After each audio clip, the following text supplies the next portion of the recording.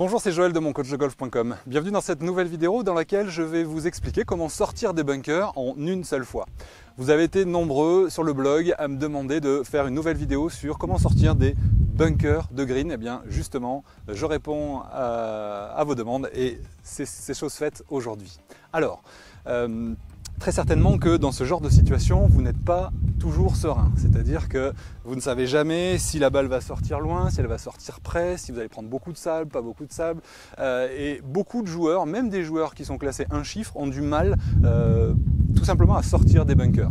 Or pourtant, vous avez vu, soit sur des tournois pro, soit tout simplement à la télévision, que les pros excellent dans ce secteur du jeu. Ils sont capables de se mettre très souvent très près du drapeau et même de rentrer leur balle.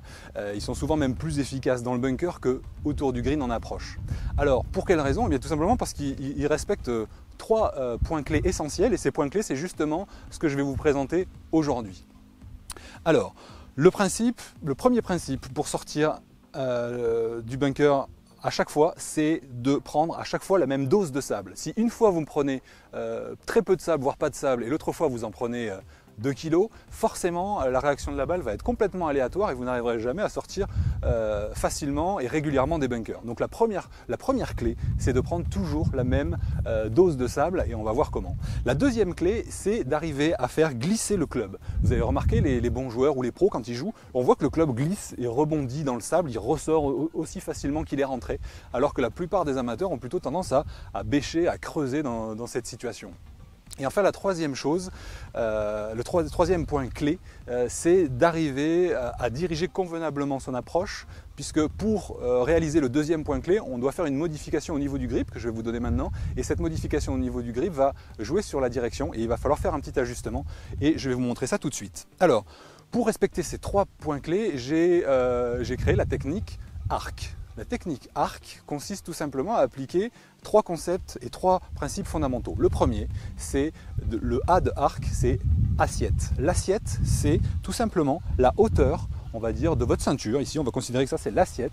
Eh bien, la hauteur de votre ceinture qui doit être plus basse. Vous allez rabaisser votre assiette. Pour quelle raison? Lorsque vous jouez une approche, vous allez jouer la balle directement, mais pas dans un bunker. Dans un bunker, on doit prendre du sable avant, parce qu'on n'a jamais la même position. Des fois, on est bien placé, des fois, on est un peu enfoncé, etc. Donc, pour assurer la prise de sable, je vous conseille d'écarter vos pieds, à peu près le stance d'un driver, largeur des épaules, et de rabaisser votre assiette, justement, le A de arc, pour prendre la bonne dose de sable. Une fois que vous avez réglé votre hauteur d'assiette, ce qui va déterminer la profondeur du sable que vous allez prendre, il s'agit de maintenir en permanence votre assiette à la même hauteur. Démonstration. Regardez mes jambes, vous voyez, je reste vraiment à la même hauteur. Imaginez si je redresse en jouant, qu'est-ce qui va se passer? Je ne vais pas prendre de sable, je vais faire une fusée. Ou si au contraire je me baisse en descendant, je vais prendre trop de sable. Donc vous avez compris, le premier point clé pour arriver à prendre la même dose de sable, c'est maintenir, donc déjà rabaisser l'assiette, et deuxièmement, maintenir votre assiette à la bonne hauteur. Passons maintenant au R de arc. R comme rebond. Rebond, c'est ce qui permet au club de rebondir. Vous avez vu...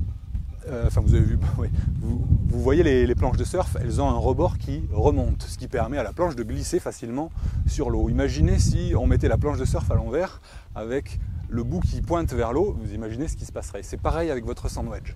Vous devez utiliser la semelle, c'est ce qu'on appelle justement le rebond, et de façon à ce que lorsqu'il arrive en contact avec le sable, elle ne puisse pas creuser et s'enfoncer profondément, sauf quand la balle est enfoncée, mais je ferai une vidéo très certainement là-dessus sur la balle pluguée. Mais sinon, dans le reste du temps, on essaie justement de faire en sorte que le club ne s'enfonce pas, et c'est pour ça qu'on doit taper avec l'arête arrière. Comment fait-on? Eh bien, c'est le R de arc, le rebond. Vous allez tout simplement respecter trois, pardon. La première chose, c'est de tourner légèrement votre grip dans les doigts, comme ceci. C'est-à-dire qu'au lieu de tourner vos mains, comme le font beaucoup de joueurs, vous tournez légèrement la face à 1 heure sur un cadran, vous imaginez, comme ceci. Ensuite, qu'est-ce que vous faites? Vous rabaissez devant votre balle, pieds joints. Vous faites un petit pas, un grand pas, avec un stance large, comme le driver, et vous mettez le bout du grip vers la ceinture. Vous avez la position idéale pour utiliser le rebond de votre club. Beaucoup de golfeurs dans les bunkers, je vois, se placent ouverts, la face ouverte, etc. Mais ils se placent avec un manche en avant. Et là, c'est catastrophique parce que le club pioche et on passe trop profond et on passe sous la balle.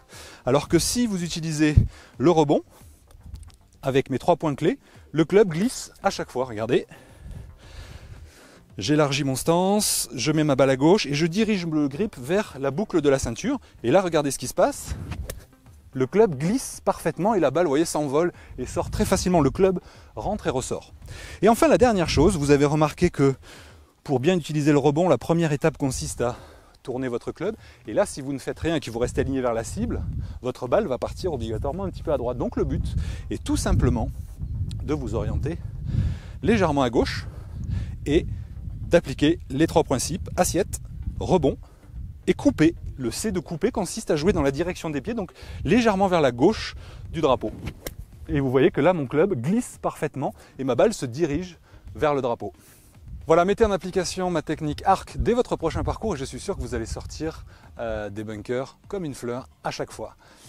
Comme d'habitude, laissez-moi un petit commentaire sous la vidéo, j'apprécie toujours, et n'hésitez pas à partager avec vos amis golfeurs cette vidéo ou le lien de mon blog pour qu'ils puissent eux aussi profiter des conseils. Merci beaucoup et à bientôt.